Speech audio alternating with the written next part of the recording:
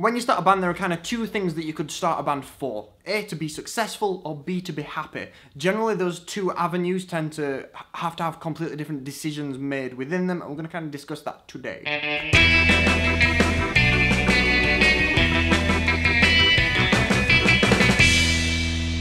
So in theory, this will be the first proper video from our kind of Liverpool Sound City week of videos. Adventure! Our proper adventure. Just want to say that the room, this hotel room that we're filming in, has got terrible acoustics. Listen to this reverb on the end of the clap. That's really not good. So, I apologise for the sound quality, it might be a little bit worse than what it normally is, but we're in a hotel room and we're in Sound City, so there's not much that we can do about it. So we kind of want to talk about the difference between being in a band to be successful and being in a band to be happy, because there are different decisions that have to be made along the way, and those decisions will depend on whether you want to be happy or whether you want to be successful, because there are sacrifices that have to be made, obviously, and yeah, I just kind of want to talk about that. So I guess one big main one, and it's one that we've kind of talked about a lot, and it actually cropped up in a recent video that we did, was the idea behind releases. We made a video saying about, like, kind of in the current market in the music industry, it is really recommended that you do singles rather than albums, because generally singles are going to get you far more traction. They're going to do more in terms of getting playlisted. Generally people's attention spans are shorter, so releasing an album, a lot of people aren't going to listen to it. That kind of thing. And a lot of people got back to us in the comments and said, I like albums, I want to make albums. Which is totally fine, if that makes you happy, but that's kind of where this problem comes in, is because if you want to be successful, really singles are the way to go. If you want to be happy, make albums, make demos, record yourself some demos and release them. We've always recommended on this channel, do not do demos, do not release your demos. Do demos, use them for feedback, use them to send to people, use them for yourself to have critical analysis on yourself, but don't release them, because really you need to have the highest quality thing out there at all times. But if you're doing music to be happy and you just want people to listen to your music, why not release your demos? Do it. That's where it kind of differs when we come to advice, because obviously we're advising you on being as successful as possible. We've seen things done and we've seen things done in the industry that works well. We've seen things done in the industry that maybe doesn't work as well.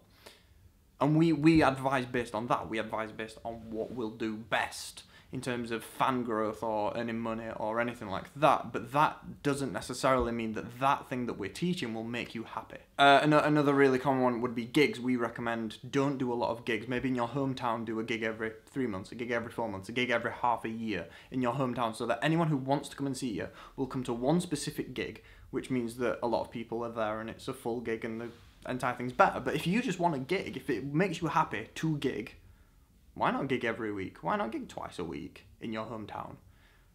Do it. If that's what makes you happy, but you're not overly keen on sacrificing things to become successful, do it. Why not? One that we haven't really talked about much, especially not recently, is kind of image. So obviously you've seen bands with a specific image. You've got Slipknot wearing masks. You've got indie bands wearing leather jackets or whatever, or you know, that kind of imagery behind the entire band. All 4 members, all 5 members, all 8 members are wearing a specific type of clothing. There's a chance that a few of those members on their day-to-day lives do not want to wear that type of clothing. There's chances that not all 4 of the guys are going to want to wear leather jackets. Not all 8 of them are going to be overly keen on wearing masks.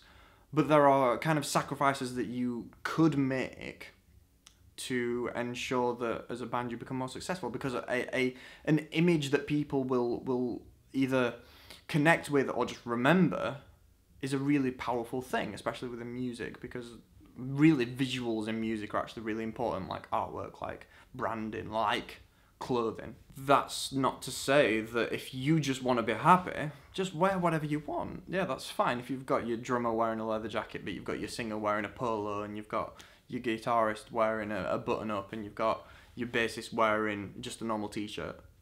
If that's what makes you happy, then yeah, maybe do it, but just be aware that in terms of success, that is not the best way to go about doing it. The best way to go about doing it is have a consistent image for your band that people that normally dress like that anyway will then be able to relate to you, and they will find you more appealing. Those are just sacrifices that maybe you have to make to be successful, or sacrifices that you don't want to make because you want to be happy. We can't say which one of those you should do or which one of those you should be, or maybe some members in your band want to be successful, maybe some members in your band want to be happy. That will cause problems. Not Worth saying... mentioning though that both of those things can be blurred at any time.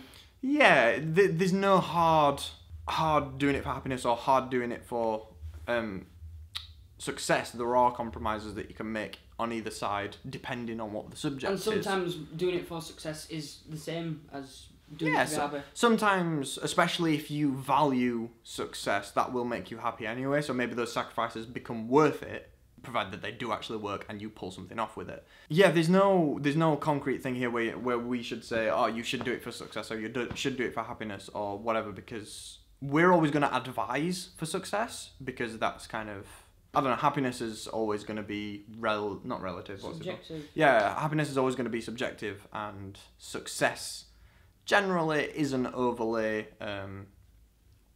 wishy-washy about the things that create success. Generally, there are kind of hard things where if you do this, you are more likely to be successful, which is the things that we will teach.